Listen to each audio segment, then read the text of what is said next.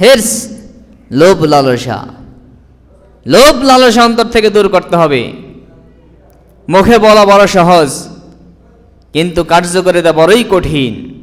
আজকে সমাজের মধ্যে প্রত্যেকটা মানুষ, আপনি আলেম বলেন, বেআলেম বলেন, সাধারণ বলেন, প্রত্যেকটা মানুষ আজকে লোভী হয়ে গেছে।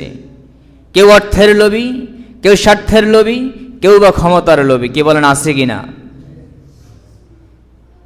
আজকে দেখা যায়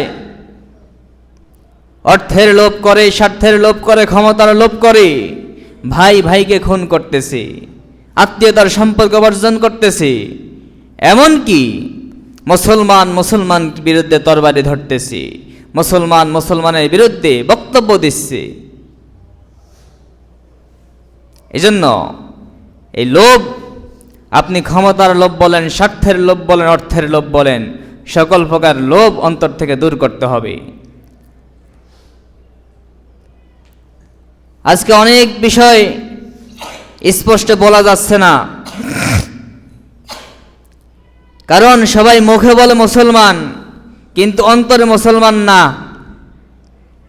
মুখে সবাই মুসলমান দাবি করে, প্রকৃতপক্ষে অন্তরে মুসলমান হতে পারে নাই। কারণ একজন মুসলমান যখন হক কথা বলে, তখন সেই মুসলমানের বিরুদ্ধে যখন আবার তরবারি ধরে, তখন উনি মুসলমান কিভাবে হলো?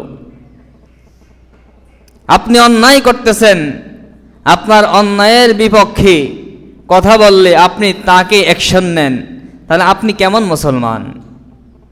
এর মানে আপনি মুখে মুসলমান দাবি করতেছেন, কিন্তু অন্তর থেকে মুসলমান হতে পারেন নাই।